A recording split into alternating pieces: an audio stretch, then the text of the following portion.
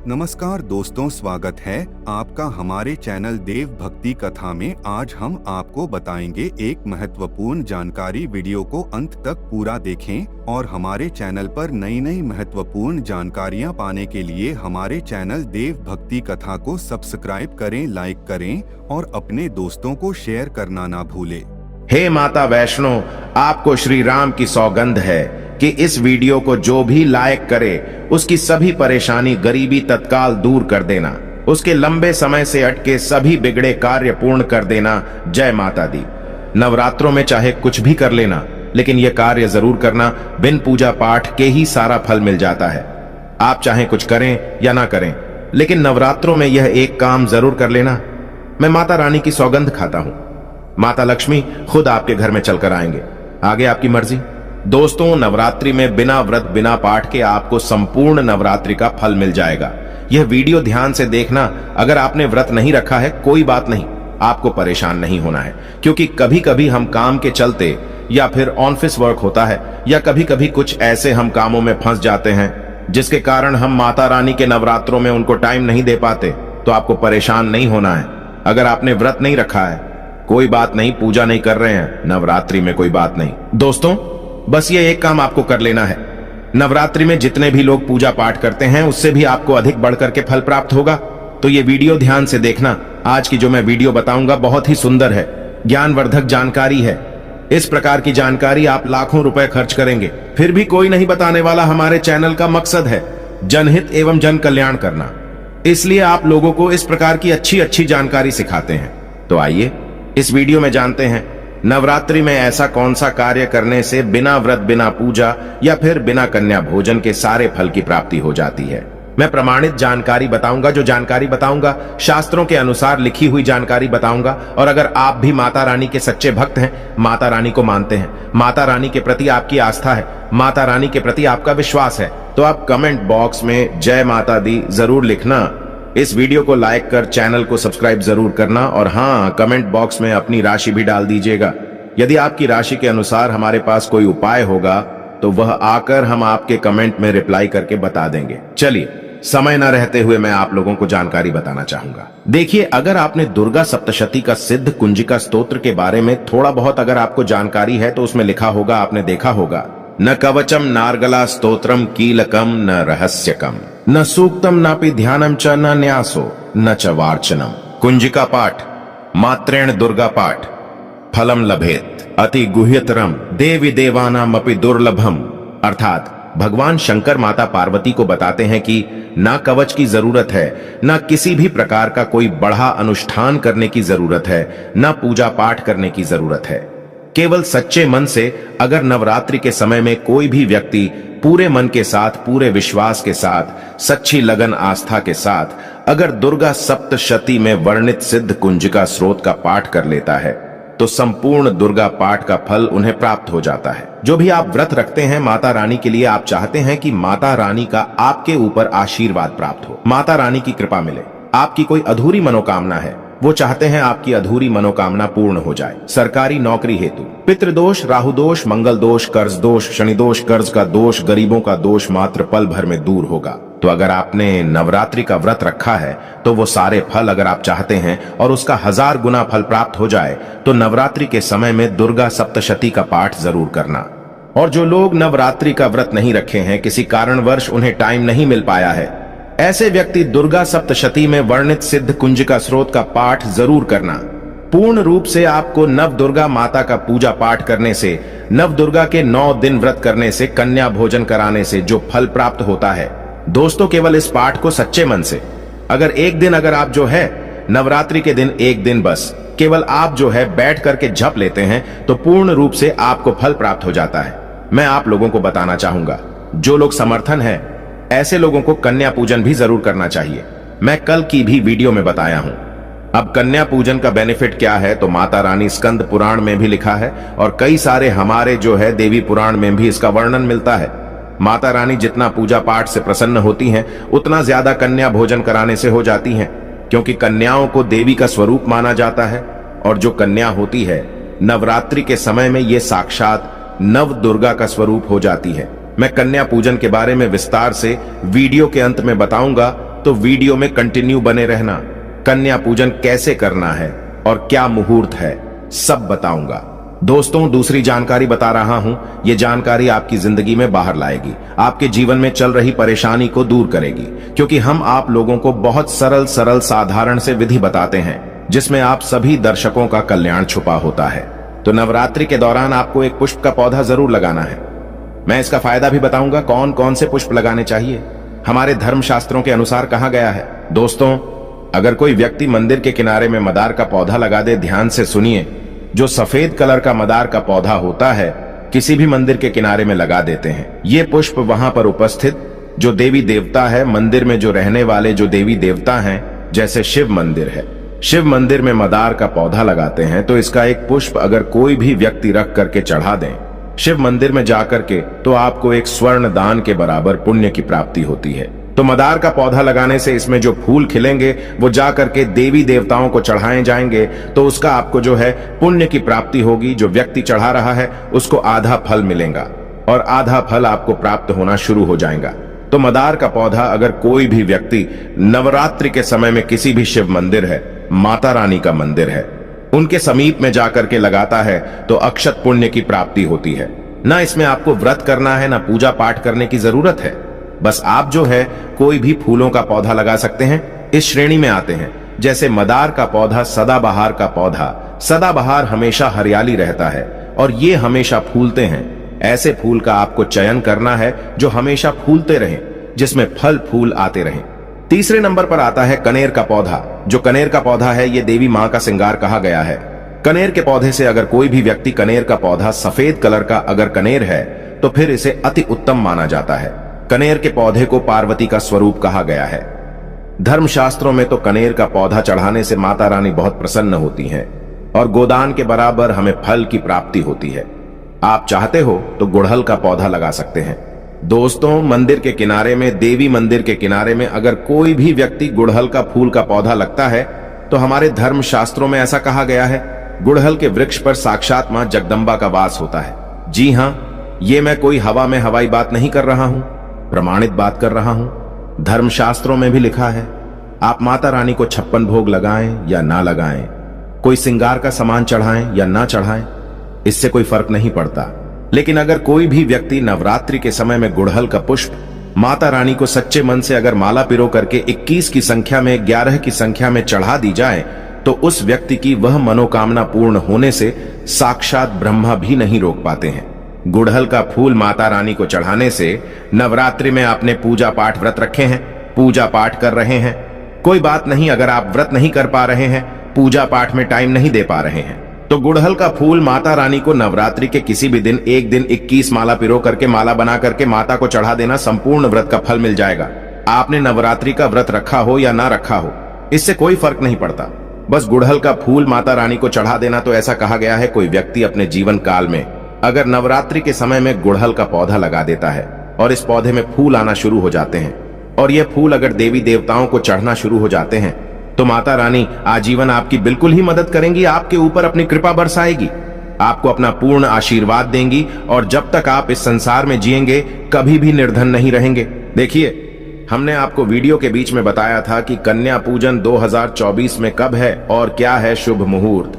आइए अब जानते हैं। लेकिन याद रहे, कन्याओं को ऐसा खाना कभी मत खिलाना नहीं, तो उल्टा आप बर्बाद हो जाओगे। जानिए कन्याओं को क्या खिलाना चाहिए और क्या नहीं, और क्या उपहार देना चाहिए और कौन सा उपहार नहीं देना चाहिए। दोस्तों, इस बार के नवरात्रि बहुत ही शुभ और मंगलकारी माने जा रहे हैं। इस बार चैत्र नवरात्रि 9 अप्रैल दिन मंगलवार को शुरू होकर और इसका समापन 17 अप्रैल दिन बुधवार को होगा। ऐसे में 17 अप्रैल दिन बुधवार को ही व्रत पूर्ण होगा, कन्या पूजन होगा। दोस्तों, नवरात्र की अष्टमी और नवमी तिथि पर कन्या पूजन का विधान है। इस बार महाअष्टमी तिथि 16 अप्रैल 2024 यानी कि इस दिन मंगलवार है, और नवमी तिथि 17 अप्रैल 2024 दिन बुधवार को है। ऐसे में आप अष्टमी और नवमी को, इन दोनों तिथियां में कन्या पूजन अवश्य ही करें। कन्याओं को भोजन अवश्य खिलाएं। शास्त्रों में 9 दिनों के नवरात्रि को बहुत ही शुभ और मंगलकारी माना जाता है, और वहीं 8 दिनों के नवरात्रि को अच्छा नहीं माना जाता। ऐसे में 10 दिनों के नवरात्रि बहुत ही शुभ माने गए हैं। शास्त्रों के अनुसार नवरात्रि के दिनों में माता रानी का पूजन करने से, कन्या पूजन करने से मां अभय वरदान प्रदान करती हैं। कुंडली में जो कष्ट होते हैं उन्हें ठीक कर देती है। श्रीधर की तरह ही सच्चे हृदय वाले व्यक्ति के सभी कष्टों का निवारण मां शीघ्र ही करती है। मां की उपासना से विनम्रता का विकास होता है। सभी कष्ट, दरिद्रता, दुख, कष्ट नष्ट हो जाते हैं। नवरात्रि में माता रानी का व्रत और पूजन किया जाता है, लेकिन नवरात्रि के दौरान सबसे ज्यादा महत्व होता है कन्या पूजन का। दोस्तों, कन्या रानी जो होती है फूल की पंखुड़ियों की तरह नाजुक होती है। कन्या पूजन सर्वोप्रिय है, श्रेष्ठ है। कन्या के रूप में स्वयं जगदम्बा देवी, माता वैष्णो, 9 देवियां अर्थात समस्त ब्रह्मांड इनके शरीर के कण कण में वास करते हैं। बहुत कम लोग जानते हैं 33 कोटि देवी देवताओं का वास होता है। कन्याओं के मस्तक पर कन्या चाहे छोटी हो चाहे बड़ी हो, वह सदैव पूजनीय है, मां के समान मानी जाती है। दोस्तों, माना जाता है व्रत और उपासना से माता रानी इतना प्रसन्न नहीं होती है जितना कि कन्या पूजन से होती है। नवरात्रि में छोटी छोटी कन्याओं को माता रानी का स्वरूप माना जाता है। कन्याओं को भोग लगाया जाता है, उन्हें प्रसन्न किया जाता है और बदले में आशीर्वाद मांगा जाता है। कन्याओं को प्रसन्न करने के लिए गिफ्ट आदि उपहार वगैरह दिए जाते हैं। माना जाता है अगर कन्याओं को कोई भेंट दी जाए और वो उसे खुशी खुशी स्वीकार कर ले, तो इसका मतलब है माता रानी अर्थात माता वैष्णो ने वो भेंट स्वीकार कर ली। जिन पर कन्याएं प्रसन्न होती हैं, तो समझो उन्हें माता रानी का आशीर्वाद मिल गया और माता रानी की कृपा से उन्हें मुंह मांगा वरदान प्राप्त होता है। कन्या पूजन कोई मामूली पूजन नहीं होता। समस्त ब्रह्मांड में जो पूजा होती है उनसे बढ़कर कन्या पूजन को माना जाता है। 10 बार गंगा स्नान करने से और 100 बार यज्ञ करने से तथा 1000 बार यात्रा करने से जो पुण्य मिलता है, वह मात्र एक बार कन्या पूजन करने से करोड़ों गुना भक्त को मिल जाता है, प्राप्त हो जाता है। दोस्तों, इसीलिए कहा जाता है कि कन्याओं को सताना नहीं चाहिए, इससे समस्त ब्रह्मांड हिल जाता है। कन्याओं की जितनी सेवा की जाए कम ही होती है। कन्याएं कोई मामूली नहीं होती। कन्या के रूप में स्वयं उनके मस्तक पर विराजमान होकर स्वयं देवी चलकर आपके घर तक आती है। नवरात्रि में 2 साल से लेकर 10 साल तक की कन्या का पूजन होना चाहिए। अष्टमी अथवा नवमी को कन्याओं के पैर धोकर भोजन कराना, उपहार आदि देना श्रेष्ठ माना जाता है, दुर्लभ माना जाता है। ऐसा मौका कभी हाथों से नहीं जाने देना चाहिए। इस दिन जितना ज्यादा हो सके कन्याओं को हाथ पकड़कर, पैर पकड़कर अपने घर तक लेकर आएं। दोस्तों, वीडियो में आगे बढ़ने से पहले आप अपनी राशि भी कमेंट बॉक्स में जरूर डाल दीजिएगा। यदि हमारे पास कोई उपाय होगा तो वह आकर हम आपके कमेंट के रिप्लाई में बता देंगे। कोई भी राशि के अनुसार अगर उपाय करता है तो माता वैष्णो बड़ी प्रसन्न होती है और ऐश्वर्य धन प्रदान करती है, मालामाल बना देती है। इसीलिए राशि कमेंट में जरूर छोड़ें और हाँ, माता को एक लाइक जरूर करें। लाइक करने में कंजूसी ना करें। दोस्तों, कैसे करें? कन्याओं का स्वागत। कन्या जब आपके घर आए तब सभी के पैरों को दूध और पानी से उनके पैरों को धुलाना चाहिए। खासकर मर्दों को कन्याओं के पैर आवश्यक धोने चाहिए, इससे मैया वैष्णो प्रसन्न होती है। दोस्तों, फिर उसके बाद कन्याओं को किसी साफ जगह पर जमीन पर कपड़ा बिछाकर बैठाना चाहिए। उनके माथे पर अक्षत, फूल और कुमकुम लगाना चाहिए। फिर उसके बाद भोजन ग्रहण करवाना चाहिए। जीवन सुख, लेकिन हमेशा याद रहे कन्याओं की थाली में 3 पूरियां कभी न रखें। इसे शुभ नहीं, घोर अशुभ माना जाता है। 3 पूरियां तथा 3 रोटियां मरने वाले व्यक्ति के लिए निकाली जाती हैं और जेल में कैदियों के लिए दी जाती हैं। ऐसे में कन्याओं को उनकी थाली में 3 पूरी कभी न दे, लेकिन 1-2 करके पूरियां दे सकते हैं। इससे 3 संख्या बढ़ जाती है और दोष भी नहीं लगता। दोस्तों, कन्याओं को खाना खिलाने के बाद अंतिम में कन्याओं के सर पर लाल चुनरी उड़ाना चाहिए और भोजन में आपको खीर, पूरी, हलवा, चना तथा आलू की सब्जी, छोले वगैरह की सब्जी खिलानी चाहिए। पनीर आदि भी खिलाया जा सकता है। वैसे माता रानी का प्रिय भोजन खीर, हलवा, पूरी और छोले आदि ही है, लेकिन भूल से भी लहसुन और प्याज का इस्तेमाल कभी ना करें, अन्यथा अनर्थ हो जाएगा। अक्सर कई लोग कन्याओं को कुरकुरे का पैकेट, चिप्स वगैरह का पैकेट खिलाते हैं, जो कि घोर अनर्थ माना जाता है, क्योंकि इसमें लहसुन, प्याज का इस्तेमाल होता है, जिसके कारण आपका व्रत खंडित हो सकता है।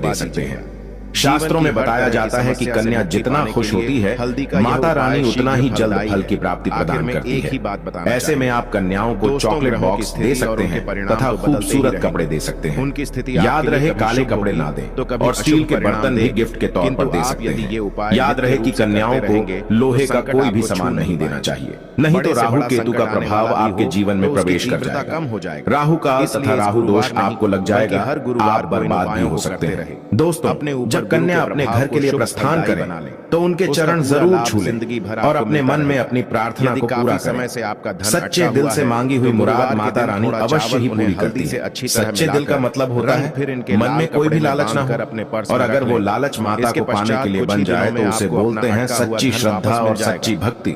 ऐसी भक्ति के आगे स्वयं 33 कोटि देवी देवता आपको नमस्कार करते हैं। दोस्तों, नवरात्रों के दिनों में अगर मिल जाए आपको ये संकेत तो समझो, माँ दुर्गा आपके घर में आ चुकी है। ये संकेत बताते हैं माँ दुर्गा का आशीर्वाद आपको प्राप्त होने वाला है। तो आइए शुरू करते हैं। दोस्तों, पहला संकेत, जब आप कलश की स्थापना करते हैं तो जौ से निकली हरियाली बहुत ही शुभ मानी गई है। कहा जाता है कि जौ से निकली हरियाली हमारे भविष्य में होने वाले अच्छे और बुरे होने का संकेत देती है। ये सभी बातें हमारे आने वाले साल का भविष्य बताती हैं। यदि आपने जौ बोए हैं और वो किसी कारणवश नहीं हो पाए हैं, तो ये संकेत बड़ा ही मनहूस माना गया है। कहा जाता है कि नवरात्रों में जौ अगर सूख जाते हैं या बढ़ते नहीं हैं, तो आपको समझ लेना चाहिए कि ये साल आपका खराब होने वाला है तथा घर में कोई बीमारी आने वाली है, या दिन दुगनी रात चौगुनी आपकी कम होने वाली है या घटने वाली है। दोस्तों, ये धन हानि का संकेत माना गया है, क्योंकि आपने कोई ना कोई गलती ऐसी कर दी होगी जिसके कारण माता रानी नाराज हो गई हैं। इसीलिए माता से आप क्षमा अवश्य मांग ले। माँ अपने भक्तों को अवश्य माफ करती है। एक माँ ही होती है जो अपने बेटे को, अपने लाल को हर गलती पर माफ करती है। लेकिन ऐसा बेटा किस काम का जो माँ से माफी ना मांगे। इसीलिए माता रानी से अपनी गलती की माफी अवश्य मांग लें। मैया वैष्णो अपने भक्तों को कभी निराश ही नहीं करती, बल्कि उन्हें धन धान्य से और खुशियों से परिपूर्ण बना देती है। और दोस्तों, यदि जौ हरे भरे हो जाते हैं तो ये शुभ संकेत होता है।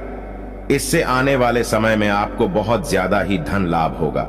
माना जाता है कि 1 रुपए का सिक्का या चांदी का कोई भी सिक्का जौ के बीचों बीच में अगर मिट्टी में दबा दिया जाए तो घर में सुख समृद्धि आती है, माता लक्ष्मी दौड़ी दौड़ी चली आती है। जौ के अंदर हमेशा 1 रुपए का सिक्का अवश्य डालना चाहिए। जौ को खाली नहीं रखना चाहिए, उसमें धन वगैरह अवश्य डालना चाहिए। इससे माता का आशीर्वाद सदैव परिवार पर बना रहता है और जीवन में कोई भी संकट नहीं आता। खाली जौ मतलब धन भी खाली, खुशियां भी खाली ही मिलेंगी। दोस्त